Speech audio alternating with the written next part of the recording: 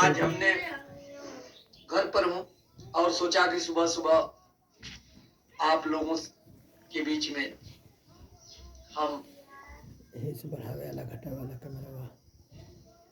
Group के माध्यम से आप लोगों के बीच में कुछ कहना चाहता हूँ।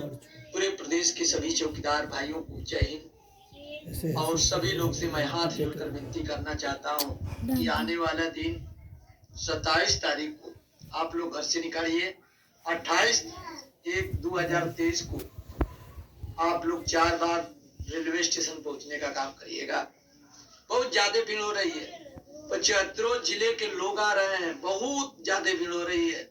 सभी लोग कहते हैं कि श्रीमन जी इस बार तो आर पार की लड़ाई है। मैं कहना चाहता हूँ कि हमारे बुजुर्गों ने कहा है, नौजवान साथियों, आपने बुजुर्गों ने कहा है कि आज बुजुर्गों ने कहा है कि जब सीधी अंगुली घी नहीं निकलती है तो टेढ़ा करना पड़ता है।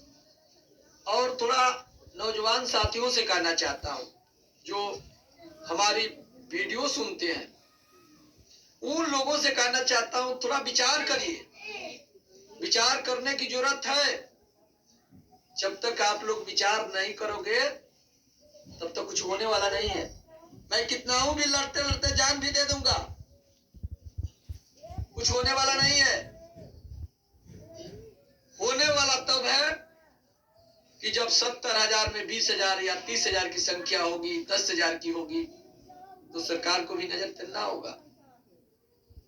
देखिए, जब हमारी आंगनबाड़ी बहनें आई थी, याद है होगा, आपको याद नहीं होगा जो नौजवान साथी हैं, तो 1,000 रुपया मिलता था, लोग मजा लेते थे।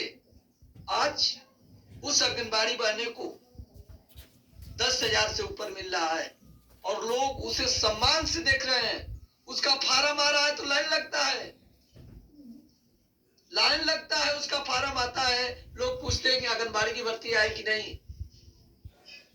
पहले होमगार्ड लोग को थाने पर 1 दिन ड्यूटी मिलता था, वो लोग वर्दी झोले में लेकर जाते थे। लोग पूछिएगा हमारे चाचा पिता तुल से, पोलिथीन में वर्दी ले जाते थे लोग। बाकी एक बात है, वो लोग वर्दी में भी ड्यूटी करते थे लोग। आज उन लोगों का 35 से 40,000 होने जा रहा है। क्यों? एकता बनाए, वो लोग सिस्टम से वर्दी पर ड्यूटी किए। आज पीआईडी जवान जो जिसका नापने पर कोई 3 फुट है तो कोई 5 फुट है, कोई 6 फुट है, देखने के बाद लगता है कि वो बंदरी सेना है। चौड़ाई लंबाई देखने के बाद, बाकी वो लोग भी वर्दी पहनते हैं। हमारे चौकीदार भाई तो बहुत अच्छे हैं, पहनने के बाद लगता है कि पुलिस दीवाने हैं लोग। पीआईडी लोगों की बात कर रहा हूं, जो पीआईडी लोग आप लोग देखे हैं, तो उन लोग का भी तनख्वाह आज 10,500 थी, आज 20,000 के करीब जा रहा है। क्यों? वो लोग वर्दी में ड्यूटी करते थे। और आप लोग जब सरकार से आदेश हुआ है हम लोग वर्दी पहन सकते हैं, पहनना चाहिए, सभी लोग को पहनना चाहिए, वर्दी सिलवाना चाहिए, उस थाने में मीटिंग होना चाहिए। भीख भराने से भीख मिलता है। अगर लीड टिल पर देकर जाओ किसी के घर, भिक्षा मिलेगा? वही कोई पटावा पहन कर आएगा, बोलेगा कि माँ भिक्षा दे दो, बहन भिक्षा दे दो, कोई दे देगा। तो इसी तरह से आपको भेष में रहना पड़ेगा। जब तक वर्दी में आप लोग रहोगे नहीं, और कहते हो कि सरकार देगी, अरे सरकार तो दे ही रही है, वो जोकड़ो जैसे दे रही बड़ी बड़ी वर्दी। क्या करोगे उसको? अरे उसको अपने हिसाब से बनवाइए, सिस्टम से बनाइए। कपड़ा मार्केट में मिल रहा है, पुलिस लाइन में मिल रहा है, हिसाब से भीला लगाइए और सम्मान के साथ ड्यूटी करिए। बाकी आप लोग बस सोचते हैं कि बस एक गमछा ले लो, हमको 2500 रुपया मिलता है। नहीं, सोच बदलना पड़ेगा। जब तक सोच बदल करके और इस लड़ाई को लड़ने का काम नहीं करेंगे, इस लड़ाई को लड़ने का काम नहीं करेंगे, तब तक कुछ होने वाला नहीं है। नौजवान साथी, और घर से डेट आपका भाई आपका बेटा रखा है, दूरी के हिसाब से 27 तारीख को घर से निकलना होगा। 10 दूरी के हिसाब से आप लोगों को लखनऊ की धरती पर पहुंचना होगा, 4 बाग रेलवे स्टेशन। वहां से हम लोग विधानसभा चलेंगे, क्योंकि 2 तारीख को बहुत बड़ा बजट आ रहा है। इससे पहले 4 दिन पहले हम लोग चलकर अपनी बात नहीं करने का काम करेंगे। हो सकता है कि सरकार के दिमाग से उतर जाए तो बंदूक से निकली हुई गोली और मुंह से निकला हुआ जुबान कभी आपस नहीं आता है। तो मैं कहना चाहता हूं नौजवान साथियों कि आप लोगों को चलना होगा। सभी को जगाइए, जो वर्दी में है, सफा में है, चाचा बुजुर्ग है, हमारी माताएं बहनें हैं, सबको जगाइए लखनऊ चलने के लिए। सिर्फ मेरी लड़ाई नहीं है, ये आप लोगों की भी लड़ाई है, आप लोगों का भी लड़ाई है। आज शर्म करिए कि जिन आदमी को एक दिन निफ्टी मिलता था, आज 35,000 पर होमगार्ड को मिल रहा है, पीआईडी को 20,000 से 25,000 होने जा रही है। वही आंगनबाड़ी बहने उसी लखनऊ में जाकर के जूता से जूता बचाने का काम किए, चप्पल से चप्पल बजाने का काम किए, ईंट से ईंट बजाने का काम किए। वही आंगनबाड़ी बहने जो चूड़ी पहनती है, लोग घर में कन्या बनकर बैठी रहती है, लोग आगे अपने रोजी रोटी के लिए, वो लोग लखनऊ की धरती पर जाकर आशा बहने, वही लोग उपद्रव किए। आज उन लोगों का तनख्वाह बढ़ गया। शिक्षा मित्रों को देखिए, वही गुमती नदी में लोग कूद गए, उन लोगों का मास्टर इतना तनख्वाह मिलने लगा था। हमारी जो दाई बहनें हैं, दाई जो खाना बनाती हैं स्कूल में, जो 1,000 रुपया मिलता था, वो लोग भी बेलना और कलछुल लेकर गई थी। लोग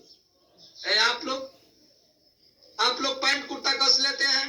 मैं बोलता हूं कि भैया डंडा लेकर चलना है, बोलता हूं कि भाई गमछा लेकर चलना है, तो आप लोग कोई सफेद गमछा में आता है, कोई बंगले कुर्ता में आता है, कोई अच्छे कोट में आता है, वो अपने को बेइज्जती समझते हैं। मैं उन भाइयों से कहना चाहता हूं कि जो लोग अपने आप को बेइज्जती समझते हैं, तो चौकीदारी में आने से क्या फायदा है? किसी गरीब की रोजी रोटी लेने से क्या फायदा है? उस इंसान को उस चौकीदारी नहीं कराना चाहिए, उसको छोड़ देना चाहिए।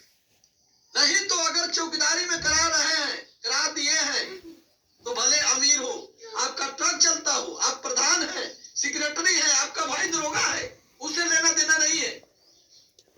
अगर भगवान ने कुछ दिया है तो गरीबों की लड़ाई लड़ना चाहिए।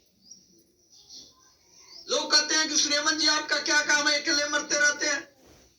अरे यही कम बात है, आज 75 जिला से सम्मान मिलता है, बस यही खुशी है। हमको भी 2500 रुपया मिलता है, बाकी 75 जिला से सम्मान मिलता है कि सुलेमान जी आपके साथ है। मरने के बाद देखिए, गांव में लोग मर जाते हैं, बगल वाले गांव वाले भी नहीं जानते हैं कि कौन मरा कौन जिया। बाकी आपका बेटा है, आपका भाई, हम भी चौकीदार हूं, मरने के बाद तो जरूर जिला में 1-2 लोग जानेंगे। ये सम्मान नहीं है, सिर्फ पैसे लूट लो। मैं उन लोगों से कहना चाहता हूं जो आप लोगों के बीच में कहते हैं कि लड़ाई लड़ेंगे, हम गरीबों के मसीहा हैं, वो लोग पहले जाकर कोर्ट में जुट गए हैं। जो कोर्ट हुआ है उसमें पहले जाकर जुट गए हैं कि चलिए इधर चौकीदार को चुतिया बनाना है और उधर कोर्ट में कोर्ट की फैसला आएगी तो हम बहाली हो जाएंगे। अरे यार, सोचने की जरूरत है कि 70,000 में 2,000 को रोजी रोटी मिलेगी तो काम नहीं चल सकता।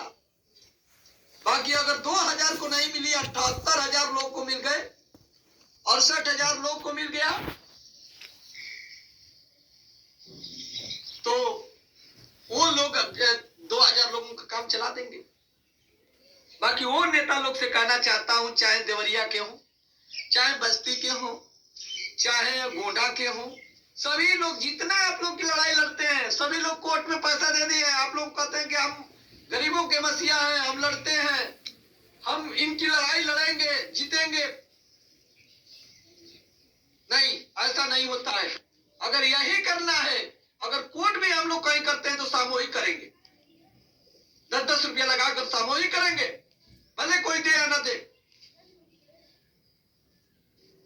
बाकी आपका बेटा कोई बता दे कि कोर्ट के नाम पर पैसा दिया है, कोई बता दे कि कोर्ट के नाम पर इनका फाइल चल रही है। नहीं, मैं वो बर्दाश्त नहीं करूंगा। जब तक पूरे 70,000 प्रहरी का रोजी रोटी लगेगी, भले हमारी न लगे, तभी भी मेरा लगना चाहिए। संकल्प किया है नौजवान साथियों। और सभी लोग नेता बनते हैं, करते हैं। मैं तो लड़ाई लड़ता हूं, लोग कहते हैं कि आप नेता बनना चाहते हैं। नहीं, पहले जो भी सरकार अगर कुछ करती है तो हमारे पर क्लेम आएगा, हम सस्पेंड होंगे, मेरी भी नौकरी जा सकती है। आगे पर रह करके हर विरोध करता हूं नौजवान साथियों। बाकी ये दिल में जरूर अभिलाषा रखा हूं कि जिस दिन हमारे पर अगर ऐसी आफत विपत पड़ती है तो जिला में भले 2000 लोग हैं, बाकी जरूर 20 लोग उस जिले में मिलेंगे कि सूर्यमन जी, अगर आपको कोई दरोगा ने सस्पेंड किया है, कप्तान ने किया है, तो 75 जिला से हम लोग 20-20 लोग आएंगे और कप्तान और डीएम के बैठा करके आपकी नौकरी बहाल करने का काम करेंगे। ये मेरे दिल में विश्वास है। आप लोगों के सस्पेंड भी हो जाएंगे, थोड़ा कष्ट होगा, बाकी आप लोगों का इंसाफ मिलना चाहिए। मैं इसलिए हूं, हो सकता है मैं सरकार का विरोध कर रहा हूं, सरकार के बात हर तक पहुंचा रहा हूं। जो हमारा नाम चिन्हित है उत्तर प्रदेश में सरकार के पास,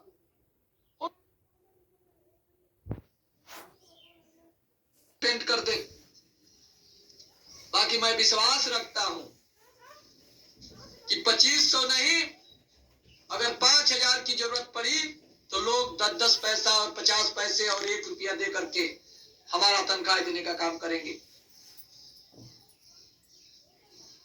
बाकी मैं सभी भाइयों से निवेदन करना चाहता हूं, सोचिए कि हमारे बुजुर्ग गण 70 बरस की उम्र में लखनऊ बुलाता हूं, चले आते हैं लपटाते हुए, आंखों से आंसू आ जाता है। हमारी माताएं बहनों जो झोले में लिट्टी लेकर आती हैं, लोग चटनी लेकर आती हैं, लोग खाने के उनके पास पैसा नहीं रहता है, वो लोग चली आती हैं, लोग झोला लेकर। क्यों? तनख्वाह बढ़वाने के लिए, तनख्वाह बढ़वाने के लिए। बाकी आप लोग नौजवान साथी, जिसका भाई ट्रक चलता है, जिसका रोजी रोटी अच्छे से चलता है, कोई कहता है मैं प्रधान हूं, कोई कहता है मेरा बाप दरोगा है, कोई कहता है कि मैं कोटदार हूं। मैं उन लोगों से कहना चाहता हूं कि क्या हम लोग ठंड में 24 दिन से 1 महीना रहे? कैसा आप लोगों का दिल है कि कम से कम फोन तो लगाकर पूछ लेना चाहिए। कैसे सोए रहते हैं कि आपके बुजुर्ग लखनऊ के धरती पर पैर रखते हैं, लोग आपके माताएं बहनों जो वो घर की इज्जत बोली जाती है, किसी का पति नहीं है, चौकीदार हो गई है, लोग वो लखनऊ के धरती पर पैर रखते हैं। लोग आप लोग अपने घर और परिवार में चैन से सोते हैं? नहीं, ऐसा नहीं करना है नौजवान साथियों। दिल पर हाथ रख करके कसम खा लीजिए कि ये लड़ाई मेरी नहीं है, ये लड़ाई पूरे चौकीदार भाइयों की है, पूरे गरीब भाइयों के लिए है। जब तक आप लोग घर से अपने गाधी विचार बना करके नहीं निकलोगे, तब तक हम कितना भी लड़ते लड़ते मर जाएंगे। इंसाफ तो जरूर मिलेगा। ऐसा नहीं है, इंसाफ तो पक्का मिलेगा। बाकी हो सकता है कि हम रहे या ना रहे, तब मिले। अगर आप लोग जग जाएंगे तो तत्काल इंसाफ मिल जाएगा। नौजवान साथियों, लोग कहते हैं सुलेमान जी चले जाएंगे तो कौन लड़ाई लड़ेगा। मैं कहना चाहता हूं कि उत्तर प्रदेश में मैं इतना संगठन 75 जिला में बना दिया हूं रात दिन जाकर के कि आपका भाई एक सुलेमान पासवान चला जाए तो पूरे प्रदेश के लोग हर जिले से सुलेमान बनकर उभरेगा, उस लड़ाई को लड़ेगा। बाकी आप लोगों से कहना चाहता हूं नौजवान साथियों कि 27 तारीख को आप लोगों को निकलना होगा। बजट 2 तारीख को बहुत बड़ा बजट है, चुनावी बजट है, और इसको लेकर के आप लोग को लखनऊ रेलवे स्टेशन पर 28 तारीख को 10 बजे तक उपस्थित हो जाना है। मास्क का प्रयोग कर लेना है, गमछे को थैले में रख लेना है, और हम लोग पैदल विधानसभा चलेंगे। और ज्यादा भीड़ आएगी तो शासन प्रशासन क्या मुख्यमंत्री जी आपके बीच में आना होगा। बस एक ही शब्द हम लोग कहेंगे कि माननीय मुख्यमंत्री जी, अगर आप जानते हैं कि ये चौकीदार है, ये हिंदुस्तान के तहत आते हैं, कर्मचारी है, तो जिस तरह से होमगार्ड का, पीआईडी का, आंगनबाड़ी का और आशा किरण का तनख्वाह बढ़ाए हैं, उस तरह से श्रीमान हम लोग का भी तनख्वाह में वृद्धि कीजिए। नहीं तो आपके शरण में, आपके आंखों के सामने हम लोग इस गमछे से फसली लगाकर अपना जान दे देंगे आपके सामने।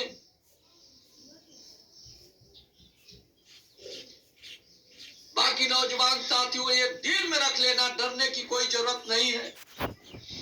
हम लोग लखनऊ विधानसभा चलेंगे और जाने के बाद बस में लाद करके इको गार्डन सरकार भिजवाती है।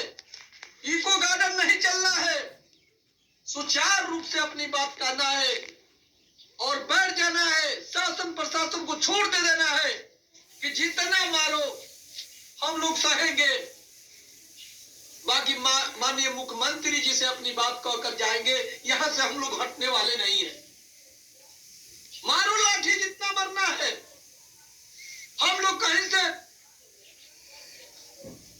बाकी अपनी बात हम लोग माननीय मुख्यमंत्री जी से कहकर जाएंगे, क्योंकि हम लोग कई बार विज्ञापन दे चुके हैं, पहली बार नहीं जा रहे हैं हम लोग। नौजवान साथियों, अधिकारी महोदय से हम लोग कहेंगे कि हम लोग जो भी विज्ञापन देते हैं, आप लोग कचरे की पेटी में फेंकते हैं। ये शिकायत माननीय मुख्यमंत्री जी से कहेंगे। कलयुग के भगवान है, जब सबको बूझ रहे हैं अमीर गरीब को, तो ऐसा नहीं है नौजवान साथियों कि माननीय मुख्यमंत्री जी तक हम लोग का बात पहुंचे और हम लोग के तनख्वाह में वृद्धि न करें। बाकी संकल्प बनाकर बाल बच्चों का कदम खा करके अपने घर से 27 तारीख को निकल करके और 28 तारीख को आए नौजवान साथी, लखनऊ के धरती पर 4 बाग रेलवे स्टेशन पहुंचने का काम करिएगा। आपका सुलेमान भाई विश्वास दिला रहा है कि आने वाले दिन में 28 तारीख को 10 बजे आप लोग पहुंच जाइएगा रेलवे स्टेशन 4 बाग लखनऊ, और वहीं से हम लोग बहुत भारी संख्या में जो भीड़ हो रही है, घबराने की जरूरत नहीं है। सिर्फ अपना फोन उठा करके एक दूसरे भाई को प्रेषित करें कि चलना है, और जब भीड़ हो जाएगी तो एकता में वो बल होता है नौजवान साथियों कि जब भारत के लोग एकता बनाए तो अंग्रेज को भगाने का काम किए। जब आप लोग एकता बना लेंगे तो हम लोग की तनख्वाह में वृद्धि माननीय मुख्यमंत्री जी को करना पड़ेगा, क्योंकि आगे चुनाव आ रहा है।